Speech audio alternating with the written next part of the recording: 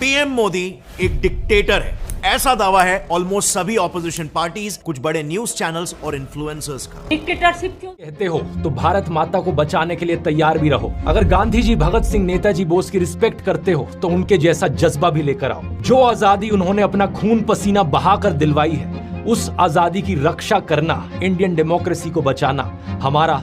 He is a dictator, a man worse than Hitler, Kumaraswamy told. चुनाव है, मोदी अगर फिर से आए तो नए चुनाव होंगे, नहीं करने देगा। और महंगाई के खिलाफ आपको आवाज उठानी है, आवाज दबा दी जाएगी। तो पहले समझते हैं कि क्यों ऑपोजिशन ये दावा कर रही है कि मोदी जी एक डिक्टेटर है जिनसे कॉन्स्टिट्यूशन को। बहुत से किसान भी सरकार के समर्थक थे, लेकिन जब उन्हें पता चला कि उन्हें अपनी मांगे रखने का अधिकार भी नहीं दिया जाएगा, सारा मीडिया उन्हें देशद्रोही करके बदनाम करेगा, तब उन्हें एहसास हुआ कि डिक्टेटरशिप का क्या मतलब हो सकता है। हिटलर की रेजिम ले लो, उसने जर्मनी में आम जर्मन्स में नाजिज्म की आइडियोलॉजी को पेनिट्रेट करके देश में अपना कंट्रोल एस्टैब्लिश किया था। दोस्तों, क्या हमारा देश तानाशाही की ओर गिरता जा रहा है? एक महीने पहले ये सवाल जब मैंने आप लोगों से पूछा था, जाहिर सी बात है बहुत से लोगों को शॉकिंग लगा था।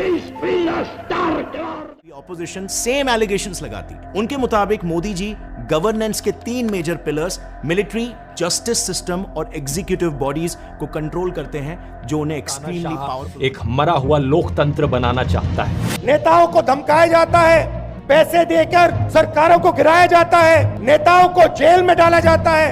ये पूरी की पूरी मैच फिक्सिंग करने की कोशिश की जा रही है। Ihre von dem deutschen Volk übernommene Aufgabe zu erfüllen. Sie tritt daher heute hin vor dem Deutschen Reichstag mit dem heißen Wunsch, in ihm eine Stütze zu finden. जमानत क्यों नहीं मिल रही लोगों को? अब ये पूरा कानून इन्होंने ईडी में पलट दिया। अब इसमें हो गया you are guilty till proved innocent. इस कानून में इन्होंने ये लिखा है कि आपके ऊपर आरोप लगेगा, आपके ऊपर एफआईआर होगी, झूठा सच्चा जो मर्जी आरोप लगा दें, आपको गिरफ्तार कर लिया जाएगा और आपको बेल तब तक नहीं मिलेगी जब तक आपका मुकदमा पूरा नहीं हो जाता और आप इनोसेंट प्रूव नहीं हो जाते। एलिगेशंस ऑपोजिशन पार्टीज का मोदी और उनके गवर्नमेंट पर भी है।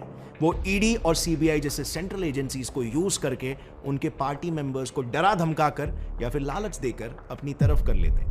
एक्टिविस्ट और क्रिटिक्स जो भी मोदी गवर्नमेंट के खिलाफ आवाज उठाते हैं, उन्हें जेल में नेगेटिव लाइट में दिखाने के लिए लोगों में अपना प्रोपोगेंडा चलाते हैं। इसमें इंफॉर्मेशन को एग्जैजरेट किया जाता है, फॉल्स इंफॉर्मेशन को सच की तरह पर पेश किया जाता है, जिससे कि लीडर की लोगों के बीच एक लार्जर देन लाइफ इमेज बने। स्टूडेंट हो, पेपर लीक होता है, चुप बैठे रहो। बढ़ती ने ये भी एलिगेशंस लगाए कि मोदी जी का आईटी सेल इतना स्मार्टली काम करता है कि हर एक ऑपोजिशन को पप्पू दिखाता है ताकि उनके सामने मोदी जी की इमेज स्ट्रांग हो जाए। मतलब लोग दूसरे लीडर्स को मजाक में लें और मोदी जी को सीरियस तरीके। मंत्री बनाओ, मैं चौकीदार बनूंगा। चौकीदारी किसकी की? जवाब दो भैया, चौकीदारी किसकी की नरेंद्र मोदी ने? गली गली में शोर है कि उन्हें अखबारों में पेड एडवर्टाइजमेंट्स छापने तक नहीं दिया जा रहा। इसको छपवाने के लिए हमने नीचे अपना नाम भी दिया, सारा ब्यौरा दिया कि चंदा दो धंधा लो चल रहा था। इस विज्ञापन को छापने से मुख्य जो अखबार थे उन्होंने मना कर दिया। आपका ये चौकीदार पूरी तरह से चौकन्ना है। चीफ मिनिस्टर अरविंद केजरीवाल को बिना मनी ट्रेल और बिना कन्विक्शन के अरेस्ट कर लिया गया।